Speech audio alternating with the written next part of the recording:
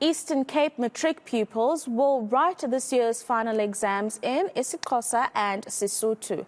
They have already started writing trial exams in the vernacular. Now, the group is the first group to write final exams in their home language. Over 87,000 pupils from 800 schools in the province are expected to take part in this initiative. For more on this, we speak to Eastern Cape Education spokesperson, Malibongwe Mtima. Thank you very much for joining us this afternoon. And maybe just start with the reason that the department decided that this is the direction that it wants to take as matrics follow through on their final examinations and being able to do so in IsiXhosa or SeSotho. Good afternoon to you and your listeners. The establishment of the language unit in the department in 2010, 2 years down the line, necessitated that we start with this program. Remember, the annual national assessments then were used to assess the performance of the learners. Upon getting our results, we realized that areas like and or former Transkei were some of the areas that we had hit, not because learners do not understand what is asked, but the language is the barrier. Then subsequent to that, 2012, we launched this program in We started with a few schools, but now we have about 800 schools that are participating, high schools. For us, it helped to enhance the learner performance and or attainment, and also the people that we are working with are assisting us to ensure that not only these learners are performing well, rather they are able to understand instructions and respond appropriately. Hence, we started. It was against the backdrop of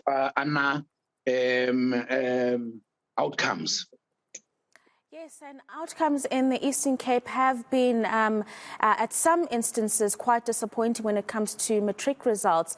So are you saying that going forward, we might see a turnaround in the overall performance of matriculants just based on the fact that they can answer questions in their own languages? Because this is something that it's basically almost like a trial, because it's not something that's really been done before.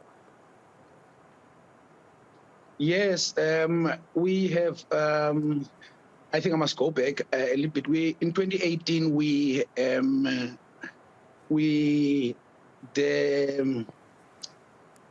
the CM, Council of Education Ministers, approved this, and 2020 we had the first cohort of learners who were writing their trial examination in IsiXhosa and or SeSotho. We're using about 2 or 3 subjects, and now we're going for 6. And on top of that, the impact of it when it comes to those learners in the same year that we started this was outstanding, and also the response from the schools and or educators was really what we needed. So to ensure that we do not leave them behind and or let them fail due to their language, we have opted to ensure that we enhance it. Hence, for instance, as we speak, we're working with institutions like your Pencil, and other institutions like the lexicology unit that focuses on Xhosa vernacular, universities, and other institutions that are specializing in this to ensure that we do not have gaps. For instance, we're working with institutions that are assisting to ensure that the availability of information for learners is maximized, so such that even learners who want to do research and or access information online, it's available. Mm-hmm.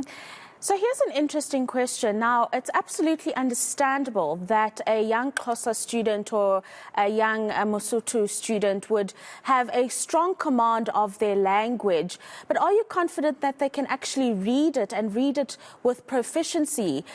Because that is also something that is learned from a young age. So are you confident that those learners who are going to be conducting their exams in their respective languages have a good sense of how to read the language?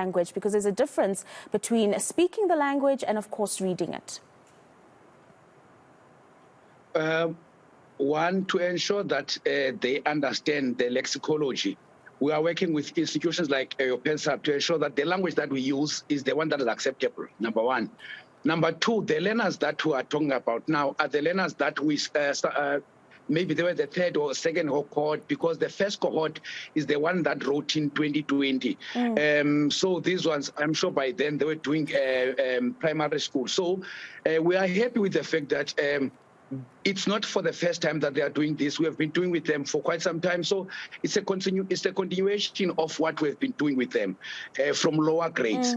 Number two, to ensure that this does not stop here, it goes further. We've applied to Malus to ensure that they don't only write their trial examination, but they are able to write their final examinations in their vernacular languages, or I mean in their vernacular language. There's 6 areas that we've identified. Hence, we are proud to say, as the Eastern Cape, despite everything that has happened, the cohort that participated in this, you can count it as amongst the learners that have increased our performance, because at least they understand the diction and they understand what is expected even in their own language. So it's easy for them to translate the question from. Finally, very briefly, we have run out of time. What are the 6 subjects that are going to be written in these languages? It's math, science, technology, economics, agriculture, and I think the 6th one is geography. But I can confirm for you because I've got the list in my book. No, thank you very much for your time. We'll catch up at a certain stage to get the finality of those details.